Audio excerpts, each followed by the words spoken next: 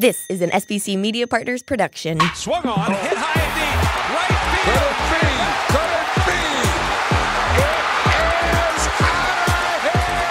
field. Phillies fans, these are your glove stories with Murph. Let's check in with Greg Murphy. Murph, you got a special guest, huh? Hi, everybody, and welcome to another episode of Glove Stories with Murph, brought to you by Bet Parks Casino, Sportsbook and app, Shy Vintage Sports, and the great folks at Phillies Nation as well. And hey, we are excited to bring in a guy with a ton of energy and just some great stories to talk about his days, not only in a Phillies uniform, but his 13 seasons spent in the big leagues. We welcome in Rex Hudler to the program. Rex, good to see you. It's been a long time since I've seen you, and we really appreciate you being here today. Murph, great to be on your show, and I can't believe you have enough tape or so to speak, to get my stories, to share the beautiful opportunities that I've been given in my baseball career. Man, I thank God every day, twice a day sometimes, for the job, the business of broadcasting, playing. There's been two different lives, really. Yeah, well, we're going to stretch the World Wide Web today and get them all in as best we can because I know you have some great stories, and we're excited to hear them. Let me start way back because when you were growing up in California, a really good athlete, terrific athlete, really, in a couple of different sports. Baseball for you, was it always going to be baseball? I know there was some talk about maybe some college football in there as well, right? Yeah, you know, Murph, it's a blessing to grow up in Central California, Central San Joaquin Valley, Fresno, where the first sport I ever started playing in elementary school was soccer. Right. That was the best thing that could have ever happened to a young person. I encourage them today. The more well-rounded athlete you are, the better athlete. Period. Absolutely. So I learned how to run. I learned speed. Now, I'm sure that I was blessed with a lot of that, had great parents, great genetics, those type of things. But, you know, soccer, I loved it. It was fun. In the wintertime in Central Valley, it's foggy because there's a mountain range, a coastal mountain range, and there's the Sierra Nevadas. And so we're in the valley. And so in the wintertime, after it rains, they get fog. It's called Thule fog. And I remember getting up and getting in the back of a truck, and that's when your kids all got back there, your team, and you used to ride to the ballpark, and we'd sing our songs. We are the Cougars. You know, I remember all that. It was all about team building. And I learned at an early age about teamwork and how important that was. But soccer helped develop my skills, and I'm really excited about that opportunity that I had there. Went on, played soccer till I was a junior in high school, so all the way through my elementary school, and then finally I had to give it up because any sport that was in season, Murph, was my favorite sport. Right. So, I was not focused. A lot of these kids now play baseball all year round. That's their only sport, you know. And I was never concerned about burnout, but I couldn't wait to play the next one. You know, street hockey. I would have been a hockey player had we had ice in Fresno, California. Because hockey, man, loved it. Yeah. Speed, finesse, power. Contact, physical, you know, and growing up in the playground too, when we played tackle football back in the day, we didn't have the distractions that the kids have nowadays with the phones, with the video games. I mean, what are you going to do when you get home? We're going to go play ball. We're going to go back. We're going to go play sports. We had 4 channels on our TV stations. You got the 3 over the air, you know, the networks, and then you had a PBS station. Who's going to come home and watch that? No, thank you. So, Murph, I'd like to encourage the young people today to put that stuff down if you have interest in being an athlete in any sport. You got to put all that other stuff down. You got to focus on what you're doing and learn each sport. And I was a byproduct of that. Got to high school, had some wonderful coaches. I mean, coaches that had been there and done it. Division I school, I had a pro football coach that was a quarterback in the NFL. His name was John Anavo. And Then I had Mike Noakes, who's a legend in the Valley. Those were my coaches. So I had this ability. I had some talent. You know, I could speed and my hands were good. And I was tough physically and mentally because they taught me how to take a hit and get up and let's go, get ready for the next one. We weren't babied. We weren't coddled. We were taught how to be professional ball players. And I was the only one in our whole class that went pro. But once I got, well, let me just tell you, the amateur days were just incredible. Now, I had a mom and dad. She got divorced at an early age, and then my new dad, Hudler, my name would have been Mobley. Okay. I would have been Mobley. But instead, my mom remarried and married Hudler, and Mobley said, hey, I don't want to keep interfering with you guys, so Mr. Hudler, if you want to adopt my boys, I'll let you. So my dad gave us up for adoption. Wow. I had nothing to do with that. You need no control over what happened. Now, was that confusing and painful? Yes. Did that linger on in my life like it does most people? Yes. But I had control when it came my turn to get married. And we'll get to that later. My mom taught me discipline. She's from Texas. They were tough down there. She had an upbringing where, yes, sir. No, ma'am. Yes, right. ma'am. Manners, please and thank you. Eye contact, firm handshakes. So fast forward all that. I had a lot of fun in high school. I played the three sports. And then my senior year's coming. My mom says, son, you're playing three sports. You're going to end up being good in all three. Don't you want to be great in one or two of them? I mean, why don't you eliminate? Yeah, eliminate. Let's knock one out. Which one don't you like? And I go, well, Mom, you know what? At this stage, in the fifth grade, Murph, I knew I was going to be a professional. And I didn't know what sport it was going to be, but I loved competition. I loved beating the kids on the playground during recess. I loved PE. Those were my favorite subjects. I agree with you. Yeah. So I knew at an early age. So with a little bit of guidance from my parents and the coaching that I had, they helped push me along the way. And, you hear smart ball players when they're at the end of their career, whatever, say thank you to their teachers and their coaches and their parents and people who helped mold them. Because I share with young kids all the time, you will not do it on your own. It won't happen. You will not do it on your own. And if you think you will, you're in big trouble. You're in for a rude awakening. You're going to need help. That's why the attitude's important, that you focus and you clear your mind and you realize that you only got a short time in your life to do this, and you don't want to waste many moments. Yeah. But so I had a great quarterback in high school. He could thread the needle for 60 yards to me. Great arm. Now he never went on after high school and did anything of magnitude, but he set me up. My final game as a senior, I caught 22 passes in one game. What? So yeah, because we were desperate. We were playing West Bakersfield, wow. And it was a championship game, and my quarterback and I were the only real weapons we had, because I could run. I had above average speed. I could fly and had good hands, so I could get open. But so now season's over, and I'm starting to get recruited. I'm getting 25 Division I football scholarship offers. Wow. And I'm not that great. I'm 6'1", 175 pounds. I mean, I'm not a real guy, but apparently they thought I was. And so I took my 5 visitations, and I got to go to Notre Dame, Michigan State, Arizona State, Berkeley, and UCLA. Those were my choices to visit. So I visited those schools, and what was interesting, Murph, was that they flew me to Notre Dame first. And this was in 1978. And in 1977, the Fighting Irish just came off a national title. Mm-hmm. They had Joe Montana as their quarterback, some guy named Joe Montana. Pretty good player. Yeah. And Dan Devine was their head coach. And when I went to Notre Dame, their highlight reel was narrated by the great Lindsey Nelson, a great Hall of Fame broadcaster. He's passed since, but it was so first class. It was really impressive.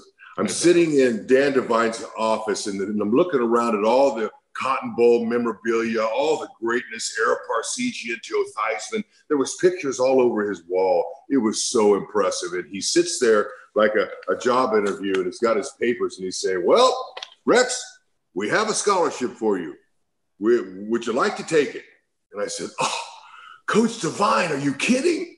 That's amazing. Hey, can I just talk to my parents and I'll get right back to you? Sure enough, Rex, we want you in the worst way. And I'm thinking, what? Okay, thank you so much. So I was all giddy. And then when I flew back towards California, my stop was at Michigan State. And in Michigan State, Darryl Rogers, head coach, they had a good offense. And they had one of their players show me around. His name was Kirk Gibson. Okay. He's a junior at the time, and he's showing me around.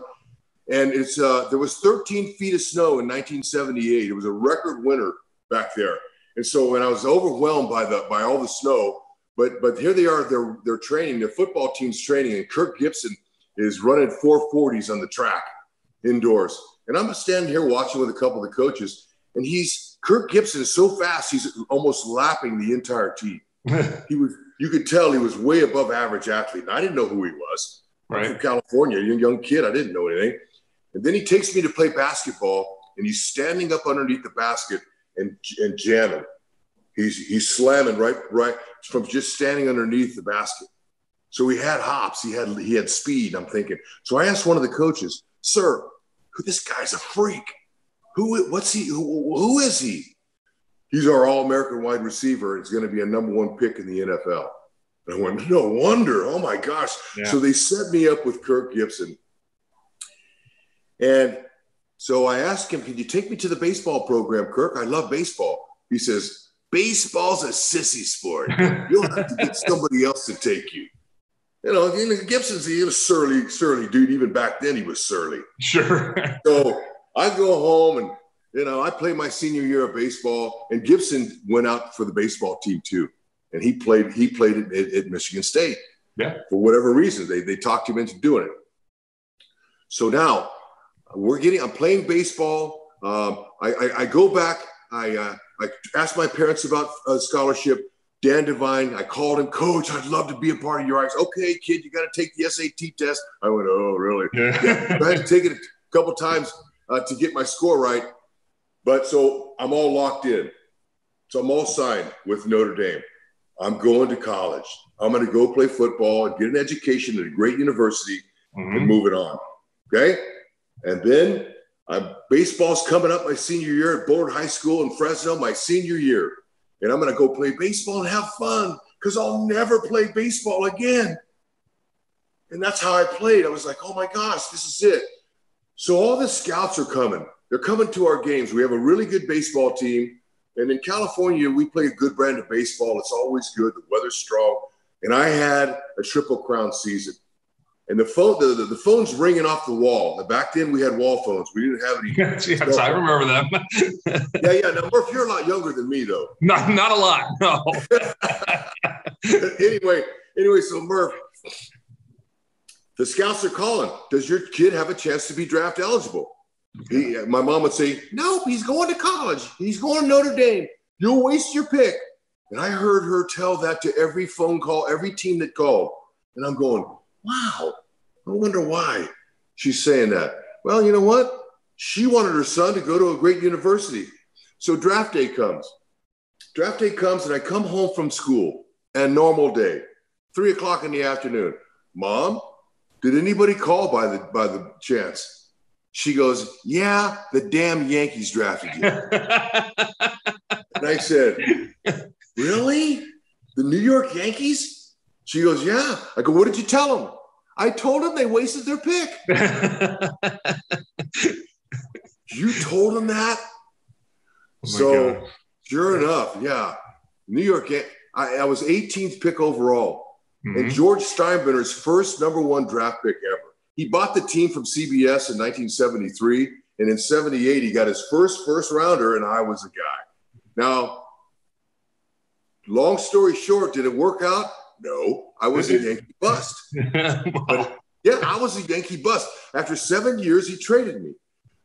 But let me just talk a little bit about how that happened. So here come the Yankees. A week later, Jack Butterfield, a head man for George Steinbrenner, and a guy named Al Rosen, who was his vice president. Al was a great baseball player in his day for the Cleveland Indians, near Hall of Famer. Okay. And they show up at my door, And my mom says, okay, son, go to Mamma Mia's and get you a pizza and come back in 45 minutes. And I went, okay, we hadn't talked about that, but I did whatever my mom said or I'd get it back here.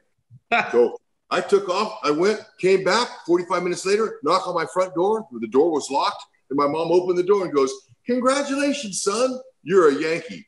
So all this time, I couldn't have an agent because it would ruin my eligibility for college. Sure. So my mom played hardball with all of them until the last minute. And the Yankees got to town, and she played hardball to get the bonus up. And I got $150,000 signing bonus. And my mom knew I was happy about baseball. Any sport, baseball I just finished. And so now, how do I let Notre Dame know in a classy way that I'm going to play baseball? So I asked my mom, will you call Coach Devine? She goes, what? Here's the phone, kid. You do it. Okay. Yeah, that's a tough conversation. Yeah, it was going to be. I was expecting a guy that's not happy because back then the NCAA, you lost your scholarship if a kid blew you off like that. Yeah. And they since have changed that, which they should. If a kid does that, they get their scholarship back. Yeah. So I call Coach Dan Devine. Coach, Rex Hudler here, and I just wanted to call you. Before I could get anything out, he goes, son, I heard the news. Yeah, I heard that you got drafted in the first round by the New York Yankees. You got to take Steinbrenner's money. You can't turn that down. And so here's a guy who says, congratulations. And I was expecting a guy to be angry and to be upset. But cool. To show the class of Dan Devine, the late Dan Devine, was really amazing at that time. And he goes, kid, you can always come back here. If you ever want to come back, we'll take you. And I went, gosh, thanks, Coach. Man, that's Notre Dame for you right there. Classy, first class. And I went on, and it wasn't so pretty.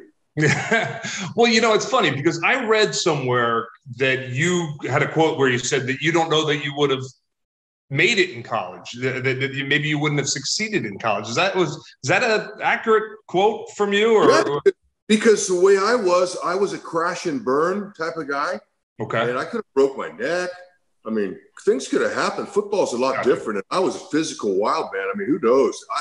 So that's where that came from. Sure. Baseball allowed me a little better opportunity to stay healthy, even though it's quite a grind. And I had my injury issues early, but I spent 6 years in A-ball, Murph. I know. Okay. Yeah. So I want to ask you about that because look, obviously we know you and your personality and the infectiousness and the positivity, but 6 years in A-ball, that had to test that metal a little bit, right? Was it a difficult time? Oh, for sure, especially being a number one pick. Whenever I went back to Fresno to live in the off season with my dad, people would say, when are you going to make it? When are you going to turn pro? And I go, I already am professional. I am pro. Even though they're paying me $600 a month, right. I'm still getting paid to play baseball, but it's hard. I'm going to get there. I'm taking my time. So there was pressure. And then after my 6th year of A-ball, I went home to Fresno and coached Jim Sweeney at Fresno State University, a great head coach in football. I was friends with his son. And anyway, he takes me to lunch and says, hey, Rex, I'll scholarship you at 21 years old now. I'll scholarship you. You got to forget baseball. It doesn't look like it's going to work out for you. Come and catch passes from Kevin, and you'll be great in your hometown. And I went, oh, you know what? That's pretty cool, Coach. Thank you for that offer. That's amazing. And that's a wonderful gesture on your part. But you know what, Coach? I turned down the greatest football team in the world, Notre Dame. And he's Irish, Jim Sweeney. His eyes lit up. And I go, I'm Murphy, I get it. Yeah. I turned it down. I'm going to make it in baseball. I am not going to give up. My mom never taught me to be a quitter. I'm going to fight, and I'm going to get there. But thank you so much. So I walked out of his office and threw another log on that internal fire. Another log that said, you know what? There's just another person there that doesn't believe you can do it. So, you ask people in sports, and especially big leaguers, we all carry chips on our shoulder. Sure. A chip from something, whether it's somebody, that doesn't like you or says you never will, or, for whatever reason, if you carry that chip stayed on me. So I go to the next year after my 6 years, I go to spring training. The spring, it's spring is over. And when you're a minor leaguer, there's 500 guys in camp. At least there were back then. And they put your name on a board. They post it. And so I remember going up and looking. I'm looking at the Double-A roster, thinking that surely they'd move me up. I was back on the Single-A roster again. And I went back to my locker in spring training.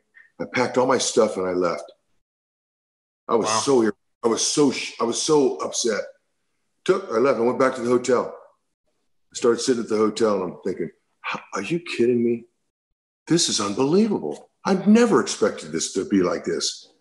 Number one pick. And, when Steinbrenner bought all of his team at the top, he bought all the free agents. So the minor leaguers never moved up. Yeah. It was a logjam of players. So he traded a lot of us and did that. And so I sat there for about 10 minutes and I go, you know what?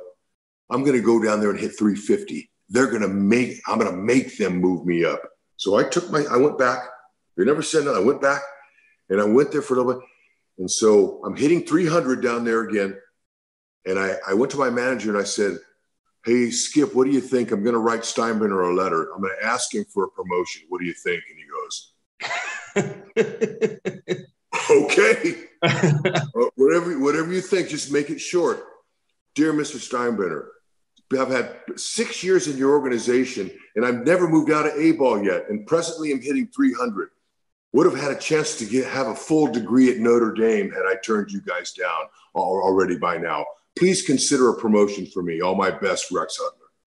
So I took the letter to the Bay Harbor Inn, where he owned the hotel there. And this was in St. Petersburg, Florida. We're playing the St. Petersburg Cardinals. And I took the letter up to the front desk. And the lady at the front desk, I said, ma'am, when Mr. Steinbrenner comes to town, would you please tell him that I have a letter for him, and would you give this to him?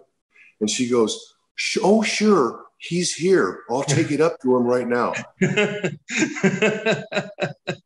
was expecting sometime during the summer when he came, he'd read the letter. He was there.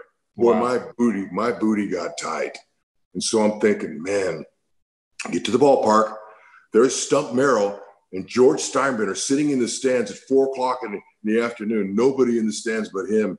And I'm playing catch, man, with my warm-up partner, and I'm getting nervous. My stomach's really growling. I'm wondering, oh, my gosh, is this guy going to be upset at you or what?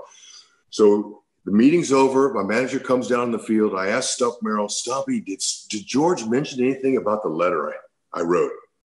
And he looked at me. He had a big chew of tobacco, and he's chewing his tobacco, and he spit on the ground, and he goes, kid, he loved it. Wow. Oh, I was totally relieved. I went in the clubhouse and blew the toilet up. I was got 3 more hits. Got a couple hits that night for him. We bust back to Fort Lauderdale, and at 6 o'clock in the morning, the phone rang, and it says, "You're going to AAA." Wow. The next day, George moved me up, and so I'm flying. I did a lot of talking with myself, and I was really talking on that airplane.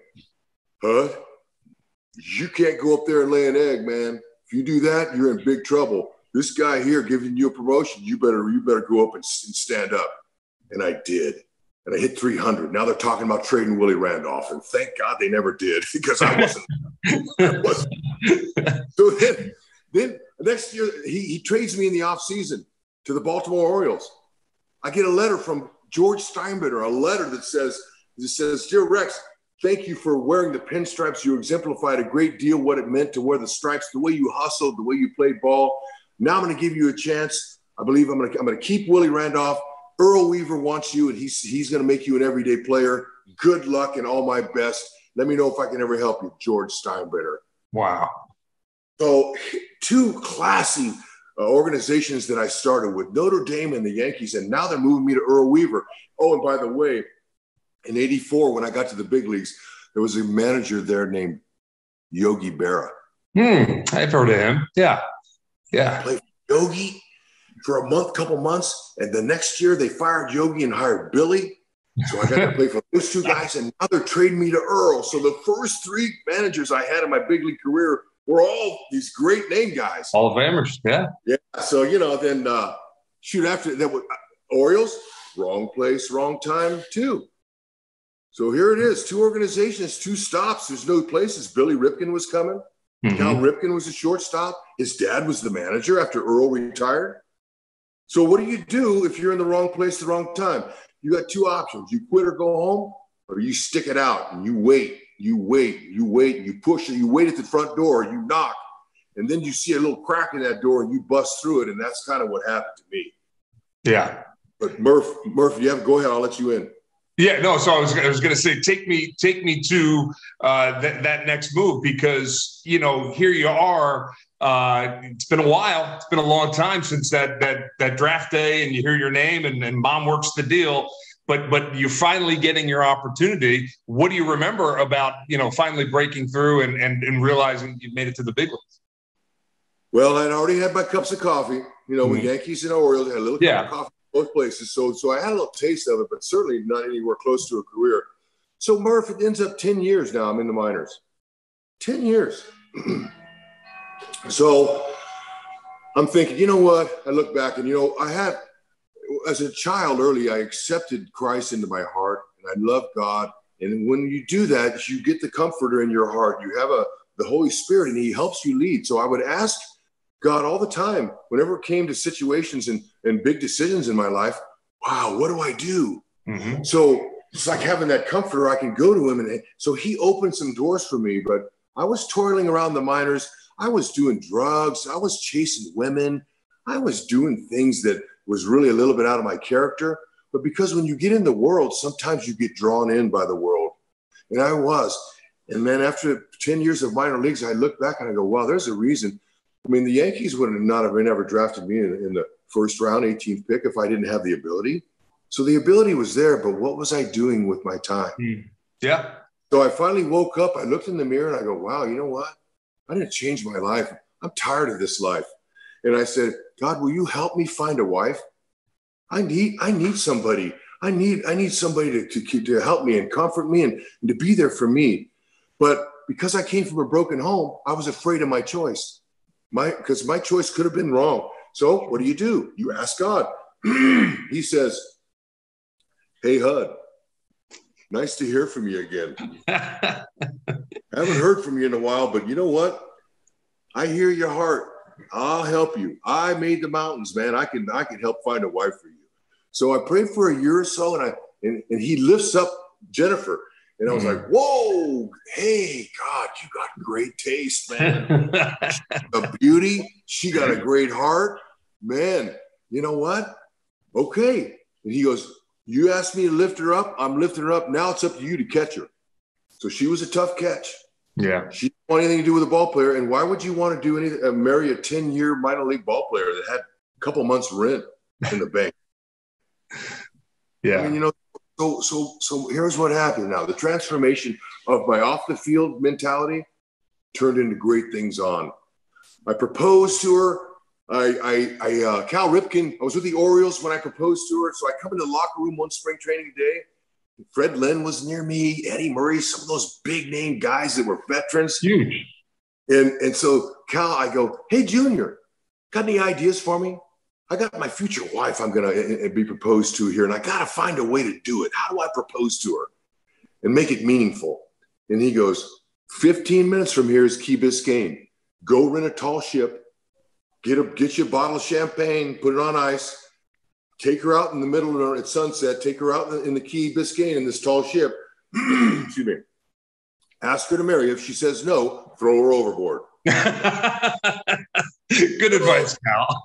So you can imagine that, my teammates are laughing too. Sure. We put our uniform on, we go out and play. But practice is over, and I go, what a great idea that is. So I went down, rented the tall ship of Spirit of Miami, and here comes Jennifer. And I had one ring that I got. I didn't have a lot of money. It was a nice ring, but I went out and took a loan on another ring that was bigger. It was more impressive in case I needed it. I took 2 rings for engagement. Because when I first met her, Murph, she didn't want nothing to do with a ball player. I don't blame her. So I was like, oh my gosh, this could be tough. I take her out, I get on my knee, did everything like anybody would do, opened that ring. Hey, you're the woman I want to marry, and all that whole thing. And she took the ring and didn't say nothing. So, cold sweat. I started cold sweat, and I remembered I had the other ring in my pocket, the other pocket. So I reached in the other pocket, I pulled it out, and I showed it to her, and there was a bling. It cut, a couple carats, 2 or 3 carats, and she laughed because she was probably wondering why would he have 2 rings. But I wanted to close the deal, and so when she saw the second ring, she said, "Okay, I'll marry you, but not for another year." Yes. So now, Murph, here's the deal. Now I'm no longer playing for myself. Now I'm playing for my wife and my future children. Yeah. And I'm 28 years old. The time is running out. I already spent a full career in 10 years in the minors. So I turned up everything. I turned everything up. My workouts, my focus, my meals. I started watching what I put into my body. And I signed with the Montreal Expos the next year and absolutely killed it. Yeah. And instead of soft stepping out there when I was facing Mike Boddicker and these great pitchers when I was a rookie, I was scared. And now it's my turn now. It's my turn. So when I got that batter's box, I turned from my family against your family. It's on. Yeah. And when you turn that up, Murph, that was a big turning point in my career, and things worked. And I went to the Expos, and Buck Rogers said, "Hey," he sent me out after 2 weeks being with them, and I was in great shape, but I was not in good baseball shape, because I needed some reps. And he calls me in and he says, "You can't hit, you can't field. The only thing you can do is run, and you can't steal first base in this league." So I'm sitting here with my head up, getting married in the fall. Just has no idea about who I am. And I said, "Hey, Buck, that's okay. You say that. Look, send me down. Don't fire me. Send me to your minors. Give me 2 months, and I'll see you in 2 months. You'll need me." So 2 months later, he calls me up. I come up. Otis Nixon came with me, and he hit us 1 and 2 in that order for the Expos. And we took that team from 5th place to 2nd place in 3 weeks. Wow. And we attacked. And I got my lead at first base, and I looked down over there and I said, "I want the biggest, baddest names out there, because it's my turn. I'm going to nail their ass, and they're going to know who I am. It's my turn now." And that attitude, with my physical skills and my contact skills, I was aggressive. I broke up double plays. That worked. And I played like a madman. So that was the whole transformation from the minor league career to the major league career. And that is such an interesting way to hear that story. I've heard other ball players say that something clicked in their mind at one point, and they said, "I have to stop saying, wow, I'm getting to face so-and-so, and think about it, hey, they have to face me," kind of thing. And that sounds exactly what your transformation was. It's like, you can't play baseball worrying about the other guy. You got to be thinking, this guy right here is going to do some damage, and that you figured that out, and it changed the trajectory of your career, it sounds like. It did, Murph. But here's the whole key, really, is that when you give up the reins of your life to God, he says, "Okay, thank you. Now I'll take you." And so so I get married with Jennifer. We get married after the season's over. I had a really good season. They called me up. It was a good year. We get married, and the next year I'm with the Expos, and Buck Rogers calls me into the office the day before we break camp, and he goes, "Hey, kid, I want you to know you're going to be my utility player this year. You showed me a lot last year in the 4 months that I had you and everything." And so the meeting's over, and I go, "Wait a minute. I just want to hear that you got a quality player. Last year, you told me I couldn't steal first. I mean, I couldn't do any of this stuff. Right. I want you to tell me that you got yourself a good utility player." So I made him come out with it. And I talked about, I was all playing for me now. It's a business. You told me that, now I want to hear that. So anyway, I never spent a day in the minors after that, and God honored that. But here's what he said when my vows, Jennifer and I had our vows. He goes, "Hud, you lived your life for 10 years out there. You didn't trust me at all. You lived for yourself, and you got nothing. Okay? Now I'm going to let you in the promised land. Okay? I'm going to let you in. But because of your choices, you're going to play on every last place team I can find." Okay?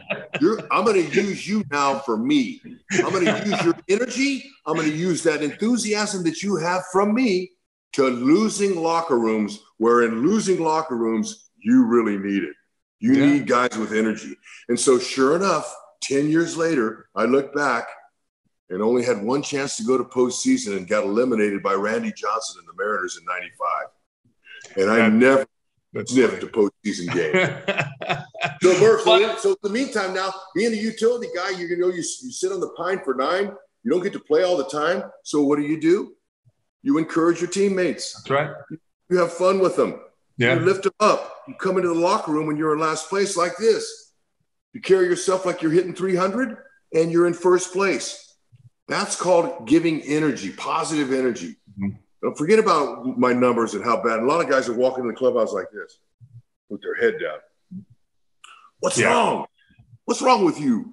Is everything okay when you're with your family? Yeah. Well, why's your head down? Well, I'm getting beat. Oh, you're getting beat. Well, welcome to the big leagues, and you're going to get beat again unless you get your head up. And you're getting beat by big league players, the best in the world, not getting beat by high school players. So get your head up. Let's go. Yeah. I spent a majority of my career doing that, and at the end, I was blessed to become a fighting Phil. Yeah, 97 and 98. Take me there. Yeah, because, it's funny. You didn't spend a long time with the organization, but your impact, it's still there. And, I was covering the team at that time, young reporter, but I remember you and I remember your energy. And we see you occasionally from time to time when we're in Kansas City and vice versa. But the connection is still there with you and the organization for sure. Man, I love the Giles family. I loved Montgomery, David Montgomery and his wife.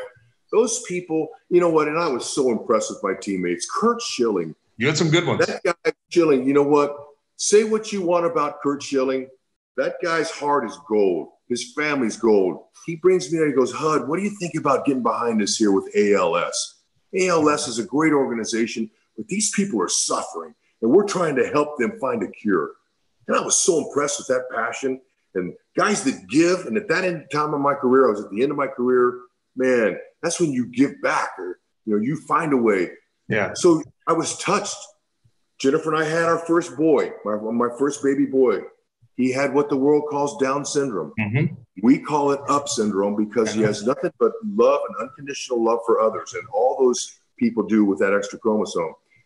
And so what was beautiful was I shared that story with Jim Salisbury in the Philadelphia Inquirer. And an opening day in 1980, so when was that? It was 1997. Opening day, they had a picture of me and my son, my baby Cade, and I was nuzzling him, and I shared my story about having a boy with a disability, and so the Philly fans that day, I went out and got my first Philly hit, and I blew my other hamstring, so I wasn't in really good shape. And I remember getting booed by 67,000 in Philly. Coming off the field because I was their free agent guy. Mm-hmm. And so I'll never forget how the humility of how that felt. But then right away, after those folks read that article, I started getting buckets of fan mail. I mean, big buckets of fan mail. And I'm reading it in the middle of the Philly locker room. And I'm opening it and I'm seeing the encouragement letter saying, hey, my son, congratulations. My son, he graduated from high school. My son, man, He's almost thinking about driving a car. He's doing so many things. He got a job. He works. So I'm reading all this mail, and we didn't have phones back then. So the guys in the clubhouse would read the newspapers, and I'm in the middle of the clubhouse, and there's Darren Dalton, Mickey Morandini, there's Lenny Dykstra, and all these guys. They're all watching me because I'm new to their team, and they're watching me open this mail, and I would get emotional, Murph. I couldn't help it. I'm looking at these pictures, and I'm going, wow, this is what my son's going to look like, and I would get emotional. And then I remember I looked up and I looked around at my teammates and they were watching me over their newspapers. They were watching me. And then when I looked at them, they put the newspapers up like they weren't. And I said, I stood up and said, fellas, I don't want to bring this locker room down. I apologize, man. I'm so sorry if I am. And Darren Dalton stood up and said, Hud, we got your back. We are one of you. You are us. We're family here in Philly.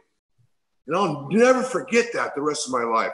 Darren Dalton, God rest his soul. What a leader he was. And to be able to taste Philly and the passion that those fans have, I'll never forget it. And so sure enough, we went on and, I wasn't doing much, but Terry Francona's first year as a major league manager, a soon Hall of Fame manager, had 12 rookies on the team. And one of those guys, Scott Rowland. Yes. So he had me as a veteran guy, an energy giver, a booster like that. And he hired me like that to come there and finish. And I expected to be a lot better than I was, but injuries depleted me, and I was about done. But I got to mentor some of these guys, and I'm still friends with Scotty Rowland and Terry Francona, Schilling. They're all still buddies with those guys. But what a stop for me in Philly, Murph.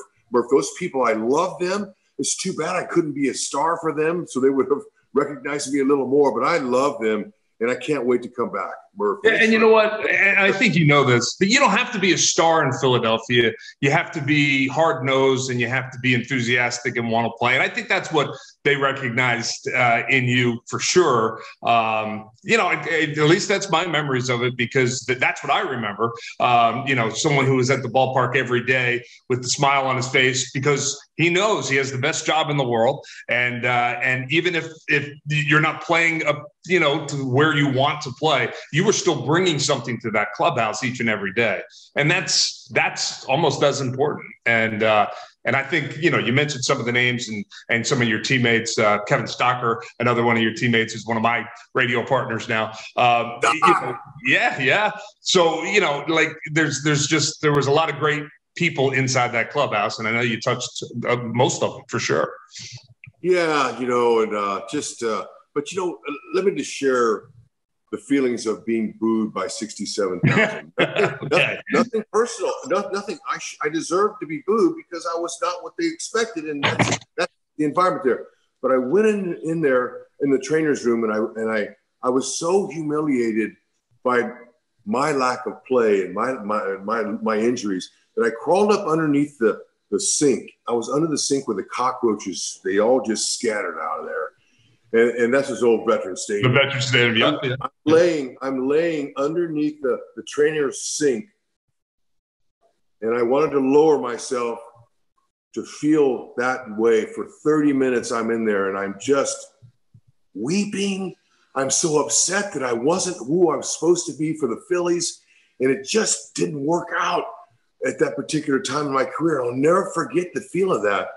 And then when the trainer looked under there and he goes, "Hey, Hud, come on, man. We got to get some ice on that thing. Time to get out." But there was a time to just feel that humility and feel that whole. And I'm thankful that I got to feel that.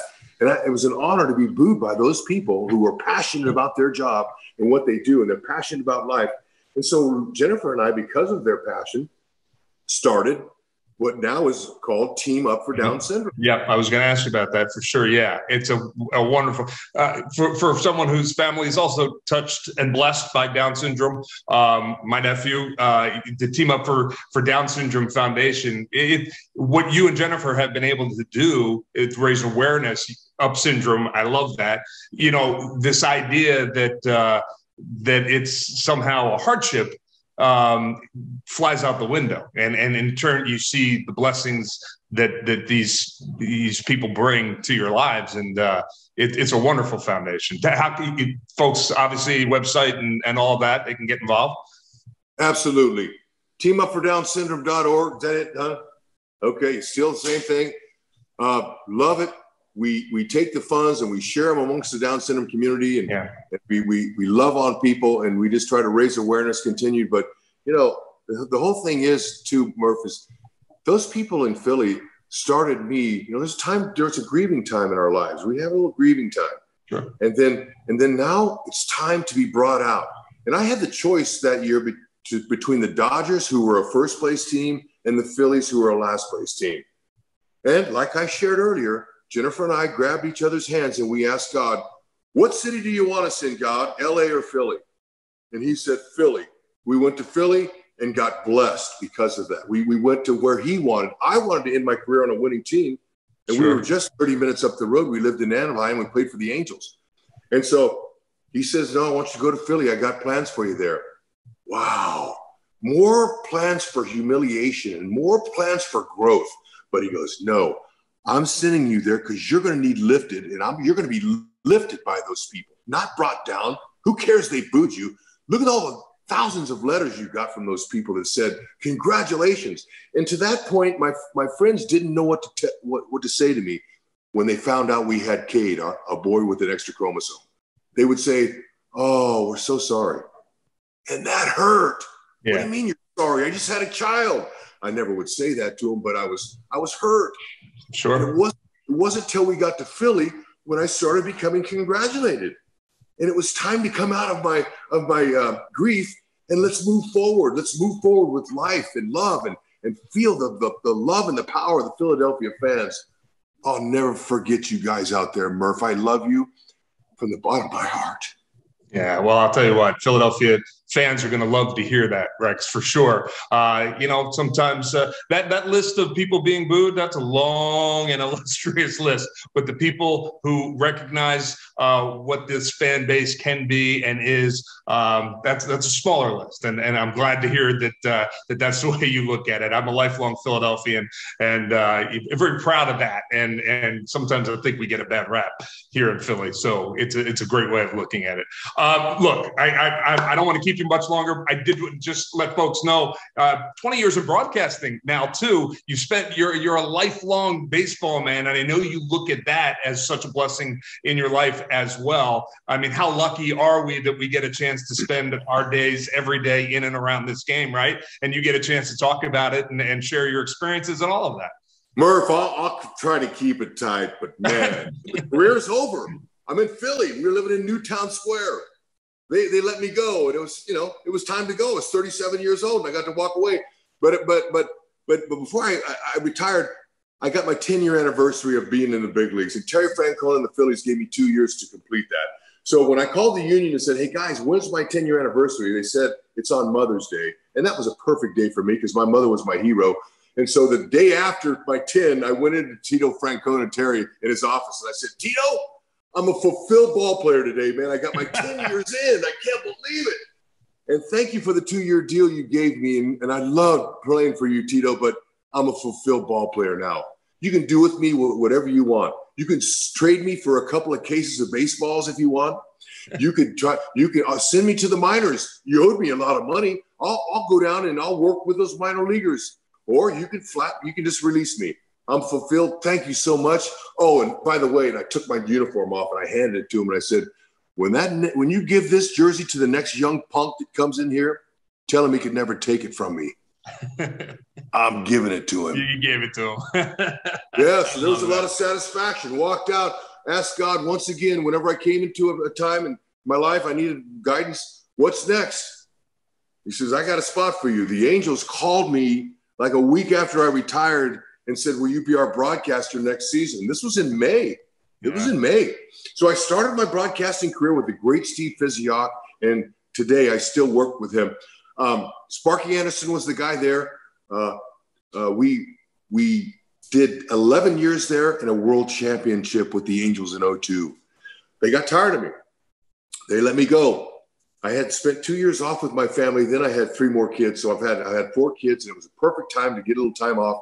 And then 2 years after that, we're living in Orange County, not working for 2 years. And Jennifer goes, hey, we're getting into your baseball savings now. You better find a job. Time to work. Yeah. And so I went, oh, she goes, I know you like not working. I go, man, this has been great. So what did I do? I got on my knees when I would share with my kids, and I would pray with my kids. God, there's got to be another team. I feel broadcasting is still there. I love it. It's so fun to share and teach the game to people, man. And so sure enough, a couple weeks later, the Royals called. Kevin Uhlich, he calls. The guy that hired me with the Angels was with the Royals and said, Hud, we want you to come broadcast here. And that's so unusual to broadcast for a team you never played for. Yeah. Yeah, the fan base didn't know me or anything. That's what makes it more even unordinary. But with God, everything's possible. He opened a door for me there, and the Royals said it's going to be hard on you because Frank White was the broadcaster. Organization had a little run-in. They went different ways. And they said, we don't like people from New York or California taking one of our jobs here in the Midwest. So you're going to be in for trouble. And sure enough, it was rough. And the fans, there's an airplane flying over the ballpark.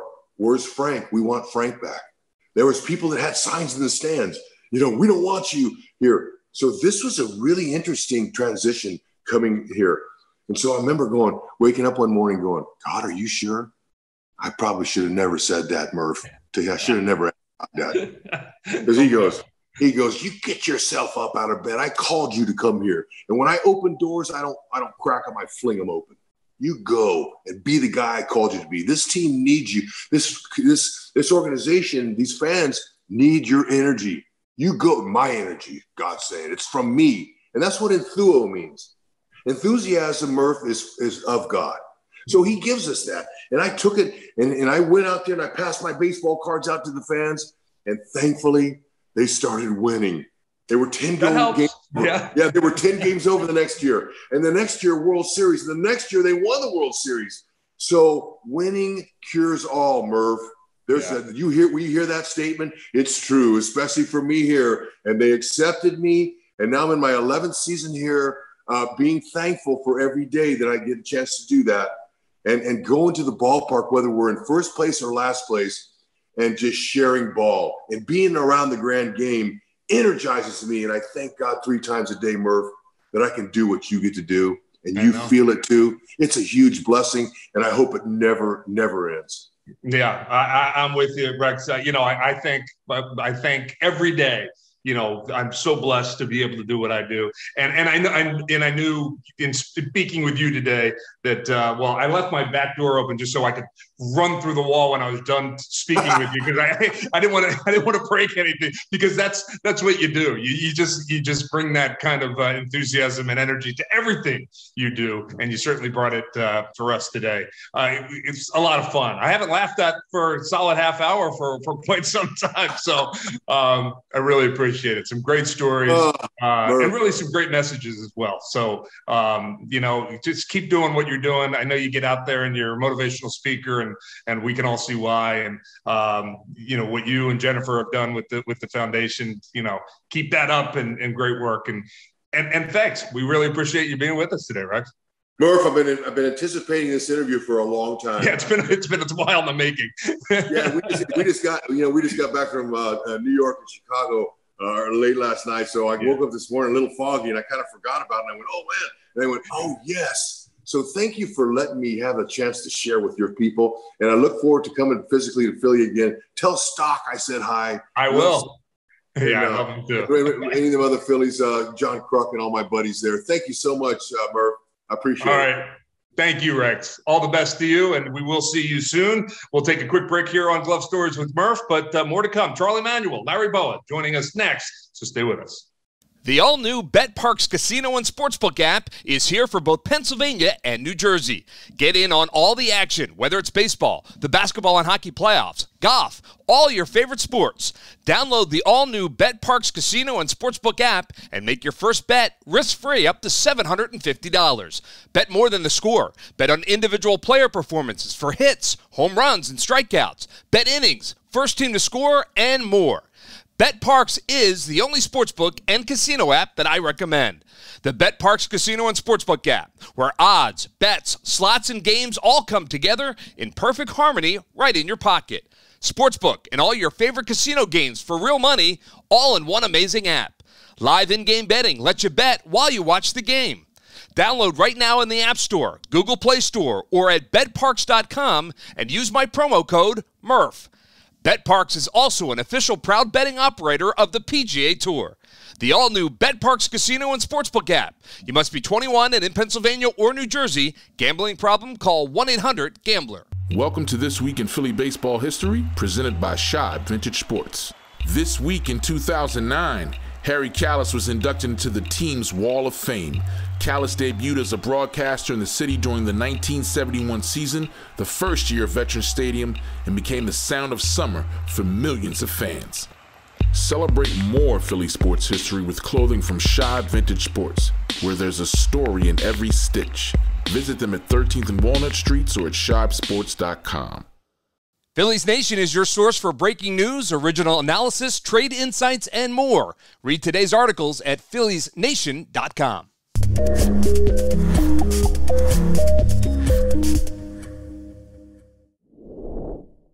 Welcome back to Glove Stories with Murph, brought to you by the Bet Parks Casino and Sportsbook app, Shibe Vintage Sports, and the good folks at Phillies Nation as well. We thank them for their support, and we welcome in, as we do every week, Charlie Manuel and Larry Bowa to give us some thoughts on some big topics in and around baseball. And today I wanted to talk a little bit just about great athletes. Now, obviously, professional baseball players are amongst the best athletes on the planet, with all the rest of the professional sports in there as well. But every once in a while, a ball player stands out as a great athlete, perhaps not the best ball player, but a great athlete. Shohei Ohtani, who we're watching nowadays, he's both. But I wonder, guys, are there guys that you think back and you say, this guy could have played in the NFL, this guy could have played in the NBA, this guy could have played 9 positions on the ball field? Larry, who were some of the best athletes you played with? Well, I got one, and you just rattled it off what he would have been. Dave Winfield. He was like number one first-round draft pick in football, basketball, and baseball. And to play against this guy was unbelievable. I mean, he was an unbelievable athlete. But to get drafted in the first round in all professional sports like that, he was probably one of the best I've ever seen. And another one, I could give you 2 more, but Ron Reed, who also was he's going on the Wall of Fame for us. He played in the NBA. Those guys that play in the NBA and play in baseball and multiple sports, they're special athletes. And to see those guys do that was something that was incredible. And everybody knows the other guy, Mike Schmidt. You can put any kind of ball in his hand, Murph, ping pong, basketball, golf, tennis. It doesn't matter what sport you want to play him one-on-one with. He was an incredible athlete, and he can do many things with different sports. There's no question in my mind. That's interesting. I know he's a great athlete, and I know everything he touches, he's good at. But that he would be in your 3 there. That's really cool. Cool. All right, Charlie. What about you? Who were some of the guys that you remember? I remember. I'll say guys that played for me was Kenny Lofton. Okay. He was a basketball player in college, and he never played baseball until he was like a junior in college. Jeez. And he could do a lot of things on the baseball field, but actually just being an athlete, he was tremendous. Robbie Alomar played for me. He was a 5'2" player. He was definitely talented. A guy that I seen play that I thought was very talented was Bo Jackson. Yeah. He comes into my mind. But overall, my whole baseball career, I got to pick Willie Mays because of he was so flamboyant and so smooth to watch. Everything he did was energy. Whether if he got 4 balls, he took a walk. The way he kind of jogged at first base was energy. Everything about it. And but at the same time, the guys that played for him had to be Lofton or Robbie Alomar. Yeah. Lofton's a great one. I mean, I remember watching him obviously play, and it's smooth and just like everything looked effortless for Kenny Lofton playing that game out there. And obviously, it's not. I will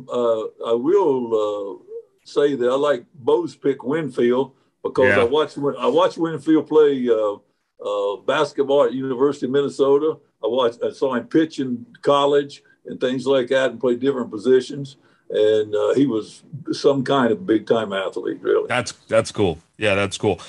Here, so settle this age-old argument, and I'm asking 2 professional baseball players this question, but what sport has to have the best athletes? What do you think, Larry? Well, that's a great question. The only reason I'm saying this is because, and I'm not talking about during the regular season because there's no defense in that, but if you watch basketball players, they're unbelievable athletes, especially when they're playing in the playoffs and they play defense. Those big bodies, the way they push each other around. Charlie was a basketball player, and I'm sure he appreciates that a little bit. Yeah. But I watch basketball players, and they're unbelievable shape, and the stuff they do on a basketball court's unbelievable. As far as the sport itself, baseball's right there because you're playing 162 games. Mm-hmm. I mean, basketball, you play 3 days a week. Football, you play once a week. Hockey's 2 or 3 times. But baseball, man, you're playing every single day during heat waves, cold when you break spring training. But I would say basketball then baseball for me. Yeah, and I tend to agree with you, although I think if you want to make the argument, the most difficult thing to do in sports is to hit a baseball. Right. I think that's probably you watch the best athletes in the world and you stick them in a batting cage and they've never done it before. I mean, it's as awkward as it gets. However, overall, the NBA and the bounce, you're talking about eye-hand coordination, footwork, strength, agility, all of that. Yeah, there's a lot to it. What do you think, Charlie? I think Bo's right on in basketball. When I sat there and watched the 76ers about 2 or 3 weeks ago, I see all the acrobatic shots and moves that they have, and that's all part of the game. It's all part of the show and things like that. And it's exciting to the fans. And actually, it takes to me like the acrobatics in basketball kind of takes a little of the momentum out of the game. Who's winning the game? But it's that good. Yeah. And then, of course, baseball, you see nowadays, I do see more people make better sliding catches and acrobatic catches in the outfield, stuff like that. Infielders make tremendous acrobatic catches along the dugout sides of the field and things like that, reaching over the fences and things. I would agree with what Bo said. I think he's right on. Yeah, and I would agree that you almost have to separate regular season from the postseason in the NBA because they just kick it up another whole level in terms of defense and athleticism in that postseason. But, I would sometime in football, when I watch football, I love to watch hard-hitting football. Yeah. And sometimes, and I think when you watch, like some linebacker or some defensive end really put a move on a guy and smoke him and things like that. Impressive. That's balance. I'll tell you something, that's being an athlete. That's balance and rhythm. And that's, really, that's got a lot of athleticism in those moves to me, like when I watch them. Yeah. But at the same time, too, of course, football is more, it's more rugged, it's more tough. But at the same time, too, basketball and baseball, I'm with Bo. Yeah, I guess in a lot of ways it depends on the position in the NFL. Look, those offensive linemen they're 350 pounds and moving like they're 250 pounds. They're athletes as well. But a big burly running back or whatever.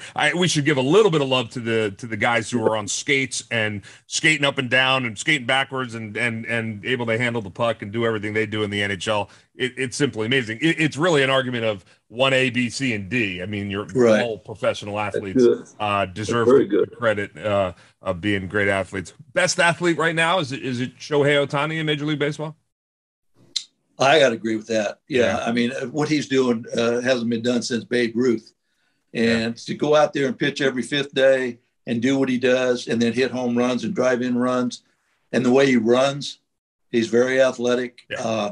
I think you're going to start seeing, Murph, I'm not sure of this, you're going to start seeing some maybe people that have been raised in the United States maybe being dual position players because it's happened with Shohei. They might say, hey, we got a guy here in Texas or we got a guy in California that can pitch every fifth day and he's a good hitter and he's a good athlete.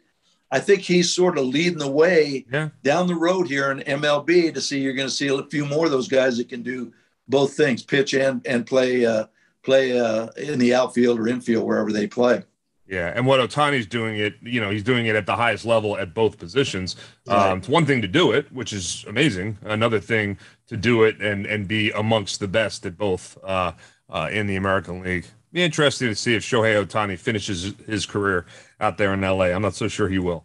I think we might see him somewhere else before it's all said and done. Wow, that's a good prediction right there. Yeah, because they're not winning. They're not winning. And they're going to have to pay this guy some big time money. And they've already have so many, 3 or 4 mega contracts, right? And they're not winning. And Shohei's would have to be the biggest of the bunch. Oh yeah. It'll be interesting, but it will. Be a couple teams in the mix for him, I would imagine. That he might be able to help somebody down the stretch. Yeah, I think so. Charlie, Larry, always great to see you guys. Always great to talk to you. Thanks for being such a big part of Glove Stories with Murph. Okay, Murph, thank you. All right, we'll talk to these guys next week, and we'll take a break. More to come. Stay with us right here on Glove Stories with Murph. Welcome to This Week in Philly Baseball History, presented by Shibe Vintage Sports. This week in 2009, Harry Kalas was inducted into the team's Wall of Fame. Kalas debuted as a broadcaster in the city during the 1971 season, the first year of Veterans Stadium, and became the sound of summer for millions of fans. Celebrate more Philly sports history with clothing from Shibe Vintage Sports, where there's a story in every stitch. Visit them at 13th and Walnut Streets or at shibesports.com. The all-new BetParx Casino and Sportsbook app is here for both Pennsylvania and New Jersey. Get in on all the action, whether it's baseball, the basketball and hockey playoffs, golf, all your favorite sports. Download the all-new BetParx Casino and Sportsbook app and make your first bet risk-free up to $750. Bet more than the score. Bet on individual player performances for hits, home runs, and strikeouts. Bet innings, first team to score, and more. BetParx is the only sportsbook and casino app that I recommend. The BetParx Casino and Sportsbook app, where odds, bets, slots, and games all come together in perfect harmony right in your pocket. Sportsbook and all your favorite casino games for real money, all in one amazing app. Live in-game betting lets you bet while you watch the game. Download right now in the App Store, Google Play Store, or at betparx.com and use my promo code Murph. BetParx is also an official proud betting operator of the PGA Tour. The all-new BetParx Casino and Sportsbook app. You must be 21 and in Pennsylvania or New Jersey. Gambling problem? Call 1-800-GAMBLER. Phillies Nation is your source for breaking news, original analysis, trade insights, and more. Read today's articles at philliesnation.com. Glove Stories with Murph is sponsored by the BetParx Casino and Sportsbook app, along with Shibe Vintage Sports and Phillies Nation, and is a presentation of SBC Media Partners. The engineer for Glove Stories is Chad Evans. Cindy Webster is our marketing and guest relations director, and our executive producer is Roger Haddon.